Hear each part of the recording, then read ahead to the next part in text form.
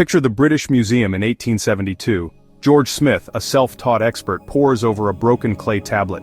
He deciphers a tale of a great flood, a chosen man, a massive boat, and animals saved. A story eerily similar to Noah's Ark. Smith's discovery, predating the Hebrew Bible by over 1,000 years, shocks the world. The tablet is part of the Epic of Gilgamesh, revealing that the flood story is far older and more widespread than anyone imagined. Smith's find sparks a quest for more tablets, leading him to Nineveh, where he uncovers crucial missing fragments. This moment forces us to reconsider the origins of our oldest stories and the deep connections between ancient civilizations. The Epic of Gilgamesh, one of humanity's oldest stories, follows Gilgamesh, a powerful but flawed king.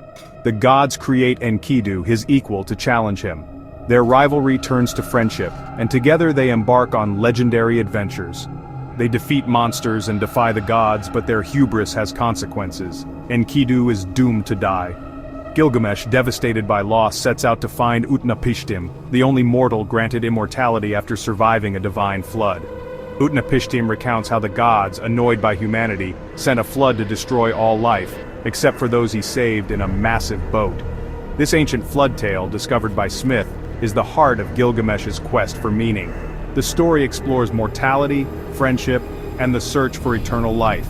It's a narrative within a narrative, linking the world's oldest epic to the biblical flood. Place the Gilgamesh flood story beside Genesis, and the similarities are striking. Both feature a divine warning, a chosen man, Utnapishtim or Noah, building a vast waterproofed boat to save family and animals from a world-destroying flood. The storm rages, the world is submerged, and only those on the boat survive. After the waters recede, both heroes send out birds to find dry land, doves, ravens, and swallows. The boats come to rest on mountaintops, survivors emerge and offer sacrifices of gratitude. The divine response is favorable, marking a new beginning for humanity. These shared details reveal a deep connection between the two ancient stories. The parallels between Gilgamesh and Genesis go beyond coincidence. Both tell of a global flood sent by divine beings to wipe out humanity, with one righteous man chosen to survive. Each is instructed to build a massive, multi-decked, pitch-sealed boat, loaded with family and animals. The use of birds to scout for land is a unique, shared detail. Both stories end with a sacrifice and a divine promise, gods in Gilgamesh, God in Genesis, signaling a new covenant. These specific similarities suggest a direct literary relationship. The flood myth's core elements echo across cultures and centuries. Yet the differences between the stories are just as revealing. In Gilgamesh, the gods flood the world out of annoyance. In Genesis, God acts out of moral judgment. The Mesopotamian gods are many, capricious, and divided, while Genesis presents a single sovereign god. Utnapishtim is granted immortality. Noah remains mortal, living, aging, and dying like any other human. The aftermaths diverge. Utnapishtim becomes a distant, immortal figure, while Noah's story continues with human struggles.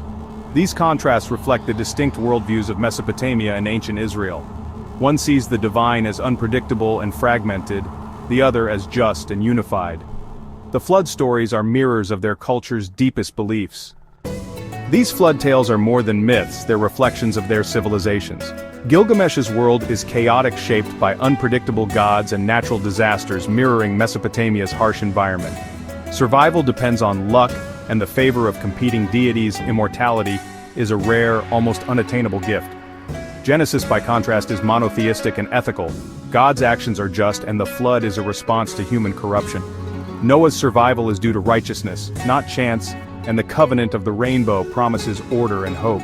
The stories reveal how ancient peoples made sense of disaster, morality, and their place in the universe. They teach us about the enduring human search for meaning and justice.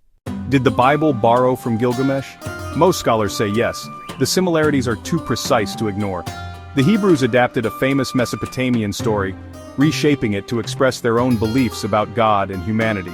This was common in the ancient world. Stories were retold, reimagined, and given new meaning. Flood myths appear worldwide, from Greece to India, hinting at a possible memory of a real ancient catastrophe.